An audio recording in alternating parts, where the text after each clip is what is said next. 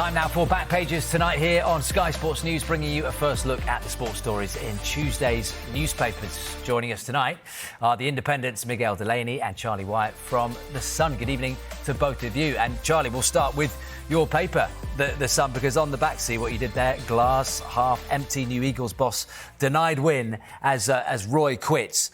Charlie, what have you made of the whole situation with Roy Hodgson stepping down in a matter of hours and Oliver Glasner coming in straight away and watching in the stands as his new team drew 1-1 at Goodison Park? Yeah, I think it could be an exciting appointment. Obviously, a shame to see Roy Hodgson, step down. I really feel that, had he been able to remain as manager, I think Palace would have been all right. I think they've been really unlucky with injuries. Basically, they've been without their 4 best players. I was at Selhurst Park a week ago, and they were desperately unlucky to lose to Chelsea. Tonight, obviously, they were hoping for a win, ended with a draw. But, with Glasner, their new manager, and he'll bring in his ideas. He's got a good reputation. Crystal Palace have got absolutely nothing to worry about this season. Miguel, what will Roy Hodgson's legacy be off the back of this? He's been a manager for 48 years, 15 major trophies. He owes football absolutely nothing, doesn't he? Yeah, and first of all, I mean, despite some of the difficulties this season, I think you only have to look at the warmth he received from Palace fans today. I mean, beyond anything else, he's one of their historic figures, one of the legends of the club, I think, and that was recognised despite what happened this season. I don't think anyone was blaming him for that, even if they felt maybe it was time to move on. And I mean, beyond that, we are talking about one of the more distinguished figures in the game over the last 5 decades, and also one of the more travelled figures. I think, obviously, we associate him with his time at England and Premier League jobs, but I think maybe in his own career, one of the moments that probably certainly brought the biggest celebration was probably when he brought Switzerland to the World Cup in 1984, where he's an absolute hero. And I suppose that's a reflection of how well-travelled he is in the game. There was also Sweden in the 70s, where he was influential in the style of football they played there for decades. And yeah, I mean, it's a very distinctive career because of how well-travelled it is as well. And that's something to be celebrated.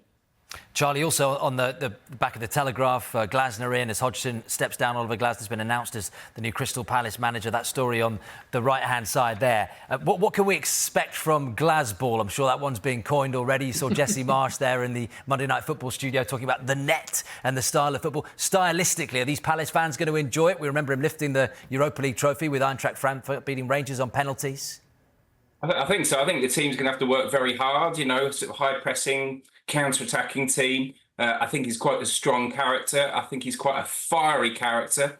I think that, by all accounts, that's both during matches and with journalists at press conferences as well. So that'll be an interesting one. As you say, and it's not just Frankfurt. People obviously know the fact that he guided them to the Europa League title, did really well at Wolfsburg as well, got them into the Champions League, and then got them into the Europa League the following year. And had a good background, before that in coaching, Red Bull Salzburg. So I think it's a good appointment. I think Palace have been looking at this situation for some time now. I don't think that's any great secret. Steve Cooper was one of the coaches in the frame. But obviously, I think with what's happened with Roy Hodgson and him falling ill last week, I think their hand was forced. But I think they'll be pretty happy with the appointment. And, as Miguel said, Roy Hodgson, what an incredible career. It's not just Palace fans will be looking at, him with real warmth, West Brom, Fulham, in this country. So, he certainly leaves Selhurst Park with his head held high. The relegation battle in general, guys, Miguel, is going to be fascinating, isn't it? Because if we assume that Burnley on 13 points and Sheffield United on 13 are goners, then, all the way up to Brentford in 14th could be sucked into the trouble. Who's that a bigger point for tonight at Goodison? Maybe Luton, given that for them, it offers them even more hope because of where it keeps Everton. And I think Luton have actually been, I suppose, the great kind of differential in this battle because, I mean, up until last month, really, and I think this did dictate a quiet transfer window and also maybe quiet movement in terms of the manager market and who and why so many have stayed in jobs, because there had been an expectation in the Premier League that the 3 that came up would go straight back down. Luton have defied that in performance so far, and also where they are on the table. And it's causing a lot of clubs around them now to think a bit more. One of them being Palace. I mean, obviously, as we've discussed, the build-up to this sad decision from Hodgson today was doubt about his future anyway, because there was a risk that Palace could get sucked into it. I think maybe the biggest surprise about what they've done is, as Charlie said, there was expectation it was going to be Steve Cooper, but maybe at the end of the season. So Glasner, I mean, if not a left field choice, he's maybe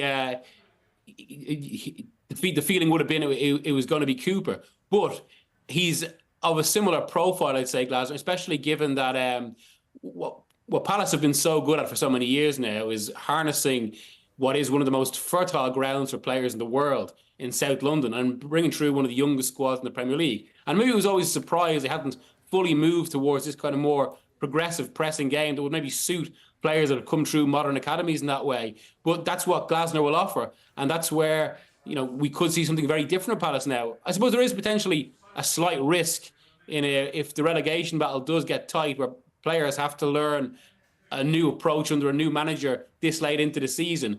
But you would think they should still have enough. And as we've seen from Glasner's impact elsewhere, he's certainly capable of immediate results.